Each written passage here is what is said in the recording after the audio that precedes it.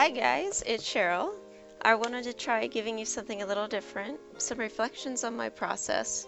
Hopefully it will provide something interesting for you. I will list all the materials I'm using down below. This is a still life I did for a Watercolor 101 group. It was supposed to be a tricolor still life, but I was watching some videos by Juicy Ink and her color choices, and I got carried away trying to expand what I do because I tend to use a lot of tricolor palettes anyways. So going beyond that is sort of what would be outside of my comfort zone. But that's not the prompt for the exercise. So I should probably try this exercise again. Hopefully I can do that tomorrow and share it with you guys on Friday. So there's a couple issues I have with this piece that I didn't realize when I was doing it exactly what was wrong until afterwards now when I'm watching it with you. I was trying to get away from outlining things. I tend to be really drawn towards line work.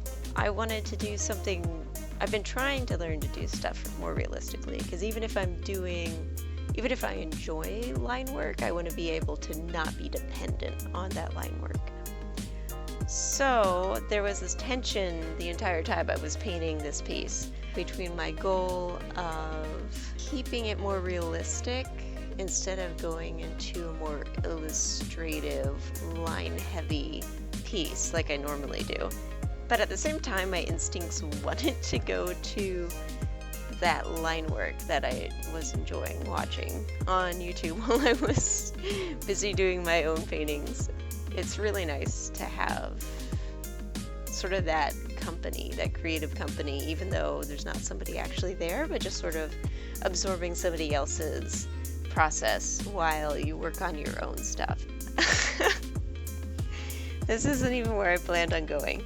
Alright, well thank you for coming here with me. So anyways, this painting ended up somewhere in between where I'd planned on and where it actually went. I also think the initial layers were too cautious, especially on the plants. They were too light, and I ended up going back to a lot of line emphasis again. It was lined with watercolor, but it was still heavy on line work, and that sort of ruins the freshness that you get.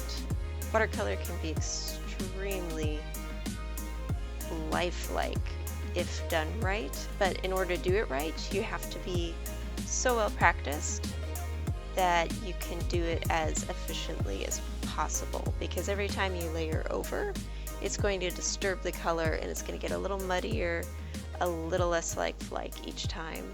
Oh, the other thing is, I was, instead of using an actual reference, instead of actually using a still life, like you're supposed to for a still life, where you have some objects in front of you, I was trying to pull plants from several references and build a still life because I didn't really have anything at home and around me that felt particularly inspiring. So I went on Pinterest and I looked around and I found a bunch of pretty plants and said, oh, well maybe I can meld these together. And yeah, I could, but it sort of loses the entire spirit of what the exercise was trying to do. So I guess this process video is more of a what not to mess up next time video. Okay, time to try it again.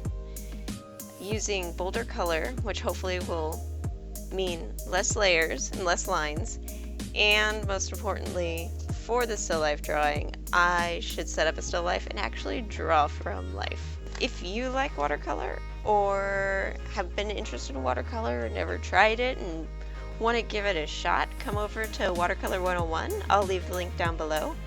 And if you enjoyed this video, please give it a like so I know that you enjoyed it and you'd like to see more. Thank you everyone, and let's go draw stuff.